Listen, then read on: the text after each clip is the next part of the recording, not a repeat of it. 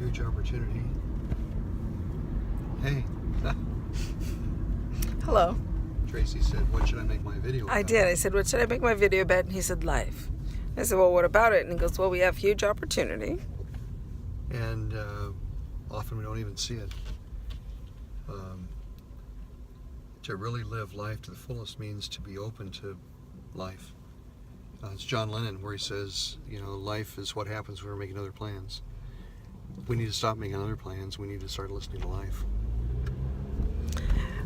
And I was actually thinking about a similar thing in that we were talking today about death and, what would we want each other to do? I'm sure every couple watching this has had that experience. Because I've asked my children, I was like, well, what would you want done with you should, the worst happen and something happens and you die? Like, do you want to be buried? Do you want to be cremated? And then Larry and I started talking about that. And he said that he wanted me to go to some of the key important places in his life that he experienced before he met me. And I loved that idea, and yet I hated it at the same time. Because, part of my sadness in life is that he and I got together too late for me to have experienced the vast majority of the cool things that he did in his life.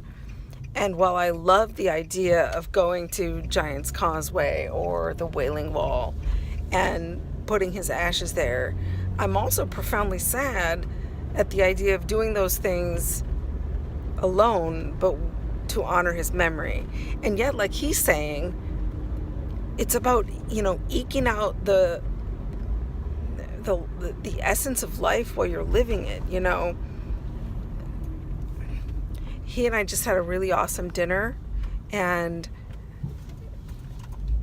we're going back to his cool little beach place, and it's Saturday, and we have this amazing relationship, and we have, he had surgery this week, and ever since Pam died, I get a little freaked out when people have surgery, and it probably looks strange to them. And he's wearing a sweater sling. The blue thing is my sweater that he's wearing as a sling for his arm. But like, we're alive. Like, he's alive. I'm alive. And he's not dead. And maybe someday I'll go to the Wailing Wall or Giant's Causeway and I'll spread his ashes, or he'll spread mine, or whatever's going to happen. But like today, this day, this moment, we're here, we're driving in San Pedro, and yes. we're and the powerful full of... play goes on, and you may contribute a verse. Oh, that's beautiful. And I know he didn't make it up. Who was it? Shakespeare? Robin Williams citing Walt Whitman. So Walt Whitman said that's true in Dead Poets Society. Yes, and it's right. True. Leah even once said to me, she was like angry. She's like, I'm angry because you have this little sliver of time that we're in, and that's all you get. You don't get, she literally said this to me. Don't waste it. She's like, you don't get the breadth of it. Like, I don't get to choose to be in the, a previous time or a few. This is it. I get a little sliver of time. So what are you going to do with your little sliver of time? Are you going to waste it bitching? You're going to waste it complaining? You're going to waste it hoping or being too scared to live your life, or watching the Kardashians, or,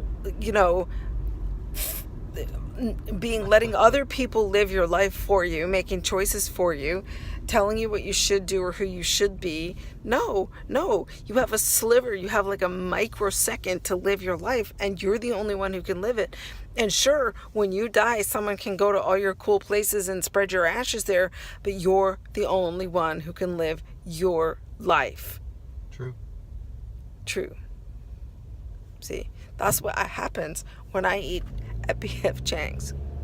It's it's P.F. Chang philosophy. It's the F.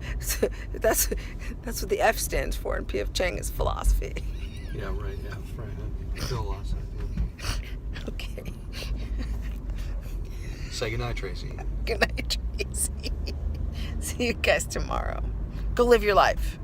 Sliver of it that it is. Bye.